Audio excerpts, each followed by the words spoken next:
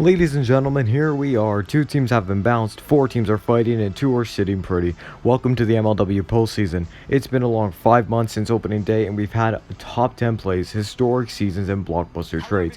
I'm not going to cover the Mallards in this Haters Guide video, considering I just gave them their own video on their colossally hilarious failure. There's 6 teams to look over, so let's start with the best.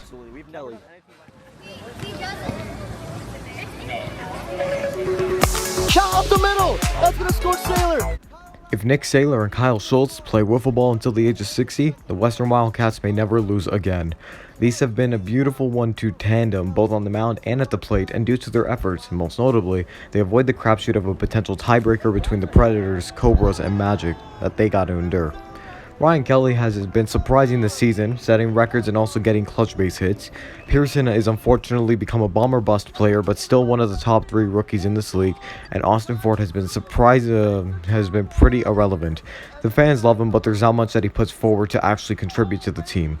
The plan going forward should be the core 3 of the last 2 years, with the GOAT, MVP runner-up, and Walk God all being a part of the playoff lineup.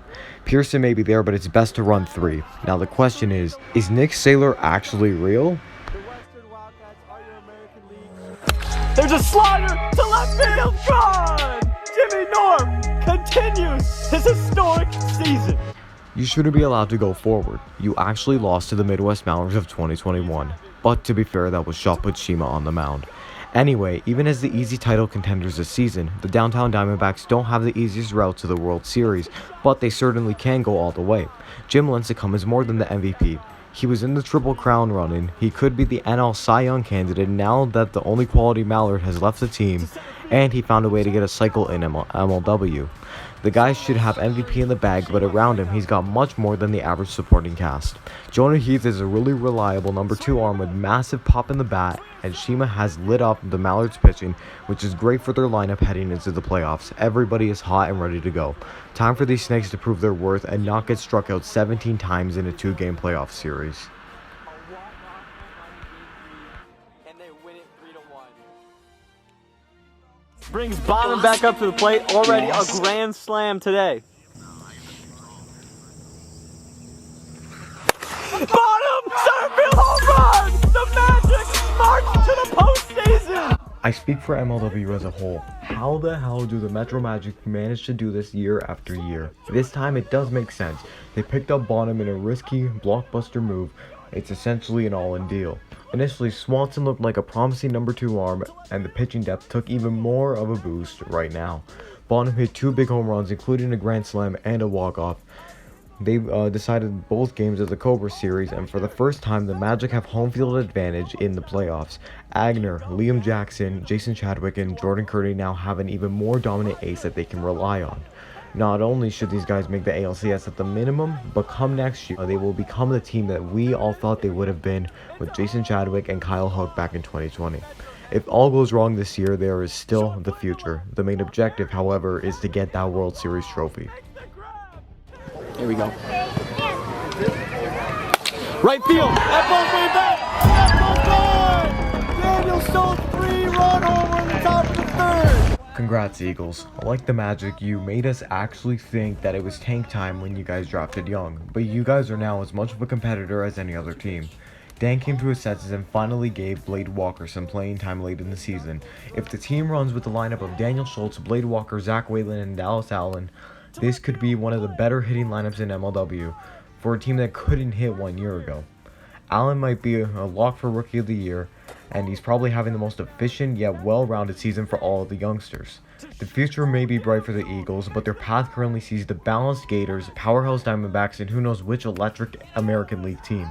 This might not be their year. Then again, we said that heading into the season. Look at both us and them right now. If anybody's hair starts rising, that's not a good sign. To right field! God! I can't believe I'm saying this, but Drew Davis might somehow be a genius. We just saw in the Metro Magic series what Gus is actually capable of, on the mound and even at the plate, in the field as well. Drew had a slugfest of his own, hitting 4 homers in that series and a total of 10 all season. Returning to the postseason is great and all, but Sean Flynn needs to wake up, and Andy Durand and Brendan Baranowski need to return, and Drews needs to be careful and not give up meatballs to Trevor Bonham every at-bat. He said himself that the ALDS against the Magic is going to be a slugfest, and now with Gus showing actual promise as a player, he is now not only a locker room guy, but depth on the bench should the team go far into the playoffs. They got arguably MLW's deepest pitching staff ahead of them in Trevor Bonham, Jason Chadwick, and James Swanson in a worst-case scenario. They may have returned to the postseason, but they need to show that they aren't just the better team between them and the fourth-place team in the AL. Let's just say that. Makes the play, got him at first. Drew Davis and the Coastal Cobras are going back to the play. To begin the fourth. Shot to left, to right. Let's go. Gone.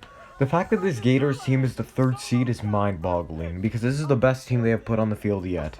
Brendan Zerlag was known for his high-risk, high-reward trades, and now he's hitting nukes.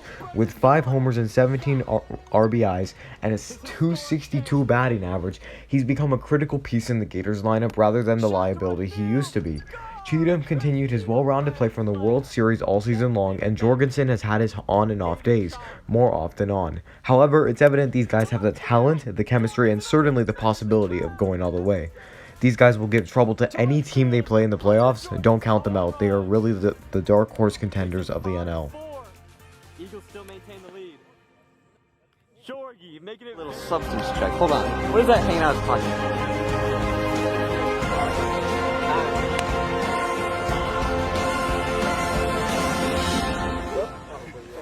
Shake the towel. Clean towel. Please wash today. Some spider tack? Huh? No spider tag today. He's clean. Thanks, man. I swear we aren't cheaters. Cruising, and we got the first team going to the Bear Claw. We have had a great MLW season, but now it is playoff time. We have Gators, Eagles. We have Cobras and Magic, and the Diamondbacks and Wildcats are now waiting in the wings for their next opponent. I am still going to go against my Magic and actually stick with my Cobras Diamondback prediction, because I believe that with the full team, the Cobras actually have a chance at winning this World Series. However, I feel like they're actually going to get smoked by the time they get there by the Diamondbacks. That's how I think this is going to go. It's the MLW Postseason coming up, where history is made and dreams are crushed. Now, there's a video in the top right, and I guarantee you that you're going to want to see that. This has taken much longer than anticipated. And now, ladies and gentlemen, the moment that you have all been waiting for since September 10th. Preds miss, LOL, Preds miss, LOL, Herbert, Preds miss, LOL, Warner, LOL, McGlade, LOL, McGrath, LOL, Russell, LOL, Preds miss, LOL.